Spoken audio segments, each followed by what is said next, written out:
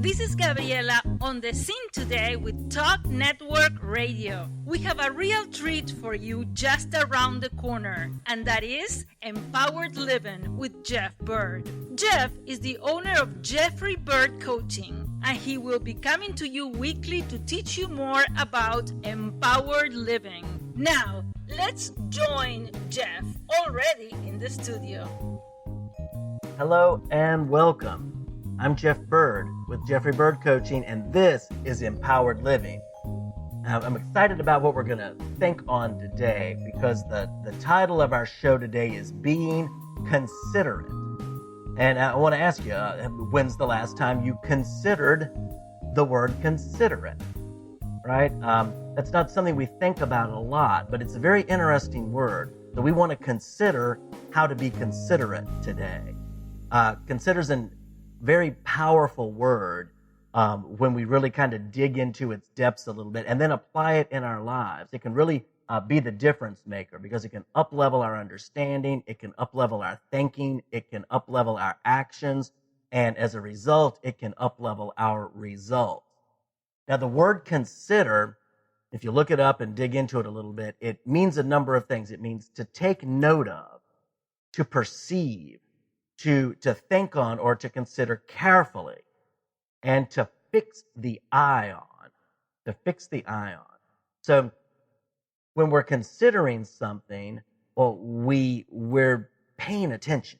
We're engaged. We're looking at it. We're fixing our eye on that thing or person that we're considering. We're really looking into it to gain understanding, to take note of, to perceive, and to gain meaning from this. So there's a verse in Scripture that I really like, and sometimes when you come to Scripture, some things are very theological. They're very big picture. Some are very, very practical, and this is a very practical one that can get really great results. And there's this verse in Hebrews 10:24, and it says, "Let us consider how to stimulate one another to love and good deeds." Let us consider each other and figure out, hey, how can we help each other? How can we help each other do good things with the gifts you've got? How can we help each other be more loving and bring the love that our world so much needs? So I want to think about that. Let us consider how to do that. So what that's really saying is, let us fix our eye on each other so that we can take note of, so that we can perceive what's happening and where that other person is. And we can do this with ourselves also. Very often it helps to do that with ourselves first before we try to do it with anybody else, or we might end up trying to fix something in somebody else while we're not looking at what we need to fix in ourselves first and how we need to develop ourselves. So this same thing applies, same principle applies whether we're thinking about ourselves and considering ourselves or considering other people. So when we do this considering, our motive, our intention is to figure out how to stimulate each other towards doing good things, using their gifts, using their strengths, using their aptitudes, using their abilities to accomplish good things that are also loving in nature. So I put together a list that I want to look at of how to consider each other, how to really fix our eyes on each other. And one that occurred to me after I wrote this list that I'm going to lead with is listening. Right. When I read that list, taking note of, perceiving, fixing the eye on somebody else, what kind of a sense do you get? Do you get the sense that when we're doing that, we're doing a lot of talking? No, that's not the impression you get. When we're doing that, it's kind of more of a looking, of a thinking, of a contemplative, right? A kind of frame of reference where we're trying to understand, we're trying to figure things out. And often when we're doing that, we're not talking. When we're talking, we're probably missing something, right? So the first thing I'm going to say is to be a good listener is the first part of considering each other, because we have to slow down, we have to stop, we have to take a step back from doing to being in that engaged, in that understanding, in that thoughtful mode. So once we're not talking, the next thing that I have on the list is to look for a person's potential. What I found to be the case in my own life and in the lives of many others is that very often we have potential that we don't see in ourselves. And it can be so helpful to have another person come along and call out that potential.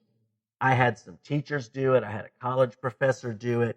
I've had other people in professional realms since then to call out abilities and strengths in myself that I did not know I had. I didn't see myself in that positive of a light. And it took some years of people saying the same things to me, calling those things out because they saw the potential that I couldn't see myself. So number one is look for potential in the people around you. Now, if you have direct reports, if you're leading a team in an organization, look for the potential in those people under you. Maybe they have potential that's beyond what they're doing right now. And that will help them see an area that they can grow into. And kind of along those lines is to point out their strength. When you see a person doing something well, let them know. Let them know that you notice. I mean, there's nothing like somebody come to you and go, boy, you did that really well. Wow, you're good at that. You've got a strength, a natural giftedness, a strength in that area. That is so encouraging.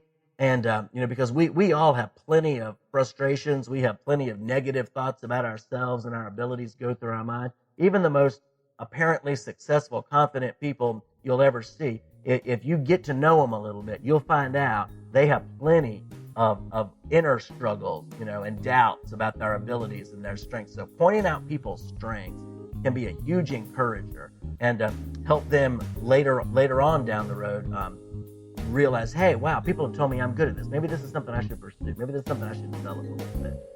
Jeff will be back shortly to wrap up today's message. This is Gabriela, still on the scene today with Talk Network Radio. If you're just tuning in, you're listening to Empowered Living with Jeff Byrd. If you've missed any part of today's message, you can hear it again online, as well as the entire archive of Empowered Living at www.talknetworkradio.com or search keyword #Empowered Living. We would like to acknowledge our music partners, Sound Ideas for Corporate to the Max, and Kevin MacLeod for Airport Lounge. Any scriptures read during this broadcast are from the New American Standard Version of the Holy Bible. If you would like to learn more about Jeffrey Byrd Coaching, visit www.jeffbyrdcoaching.com. That is JEFFBYRD